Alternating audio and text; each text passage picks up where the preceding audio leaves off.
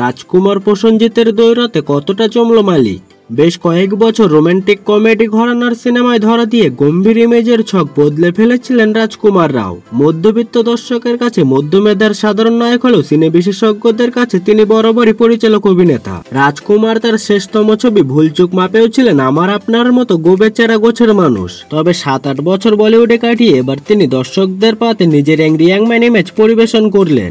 আর তাই বোধহয় তথাকথিত কিছু সিনে সমালোচকরা মালিককে রাজকুমারের প্রত্যাবর্তন হিসেবে দেখছেন। না এই ছবিতে তিনি সিক্স প্যাক দেখাননি, কিংবা চিরাচরিত প্রথা অনুযায়ী নায়ক খচিত বা খলনায়ক খচিত যেটাই বলুন না কেন বেশি ফুলিয়ে ডন হওয়ার চেষ্টা করেননি। কিন্তু কোথাও মালিক হওয়ার চেষ্টা করেছেন লুকে কিংবা সিনেমা জুড়ে নানা কর্মকাণ্ডে। এক মুখদারি প্রচন্ড গলাবাজি আর সব্যসাচী হয়ে দু হাতে অটোমেটিক আগ্নেয়াস্ত্র নিয়ে কয়েক হাজার গুলি ছুড়েছেন ক্যামেরার সামনে। আর আগ্নেয়াস্ত্রের গুলি শেষ হলে চলেছে তার 82 নয় 100 শিক্ষার ঘুষি, আবার কখনো বা হাতাহাতি। তাতে না হলেও বাস বেলচা প্রযোজক কিংবা পরিচালক পুলকিত সম্রাট যা জুগিয়েছেন তাই দিয়ে দুষ্টের দমন পীড়ন চালিয়েছেন। ছবি দেখতে দেখতে একটা সময় দর্শক ক্লান্ত হলেও রাজকুমার এবং তার গ্যাং কখনো ক্লান্ত হয় না। আসলে ছবির নায়কের নামই তো মালিক, সুতরাং তিনি থামবেন এমনটা আবার বাণিজ্যিক ছবিতে হয় নাকি? কাহিনীর প্রেক্ষাপট এলাহাবাদ শহর, সময় 1988 থেকে 90। চাষির ছেলে দীপক বাবার খুনের প্রতিশোধ নিতে গিয়ে এমন নৃশংস কাণ্ড করে বসে যে দীপক হয়ে যায় শহরের সমস্ত কুকর্মের মালিক।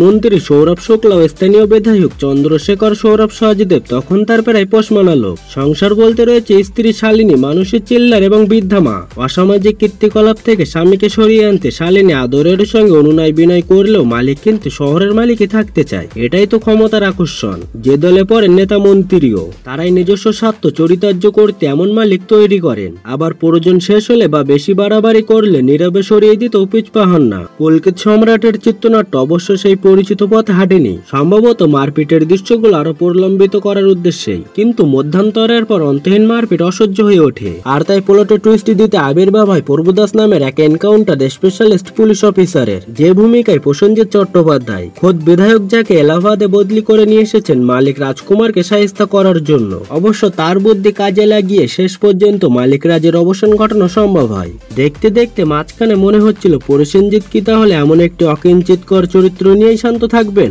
না, সেটা হয়নি। চূড়ান্ত পর্বে প্রভুদাসী হয়ে ওঠেন বোরের চাল। তবে সেই চাল দেওয়ার আগে মন্ত্রী বিধায়ক তাদের একাধিক সাগরেদ এবং শতাধিক অতিরিক্ত শিল্পীর জবাই ঘটেছে। নির্বোধ অ্যাকশন দিয়ে যে দর্শক টানা যায় মালিক আবারও সেটা প্রমাণ করলো। মুক্তির দিন কলকাতার কোনো হলের একটি প্রদর্শনীও হাউসফুল হয়নি। তবে হ্যাঁ, রাজকুমার কিন্তু তার অ্যাংরি নায়কের ইমেজ বিল্ড আপ করেছেন বেশ যত্ন নিয়েই। শরীর না দেখিয়ে অ্যাকশন দেখানোয় তিনি খামতি রাখেননি। প্রসেনজিৎ বদরাগী পুলিশ অফিসারের চরিত্রে বেশ মানানসই, অভিনয়েও সাবলীল। তবে কলকাতার বাংলা ছবির দাপুটে নায়ককে বলিউডের এমন সাধারণ ছবিতে অতি সাধারণ চরিত্রে কাজ করতে দেখলে সত্যিই কষ্ট হয়। নতুনদের মধ্যে নজর কেড়েছেন মালিকের ডানহাত বদায়ুর চরিত্রে অংশুমান পুষ্কর। তাছাড়া সৌরভ শুক্লা, সদানন্দ কিরকিরে তাদের সুনাম বজায় রেখেছেন। শালিনীর চরিত্রে মানুষের চিল্লার কিন্তু আবেগপূর্ণ দৃশ্যগুলো যথেষ্ট পরিপাটি, গানগুলো মন্দ লাগেনি। কিন্তু সিনেমা শেষ হওয়ার পর সেই রেশ আর থাকবে কতক্ষণ?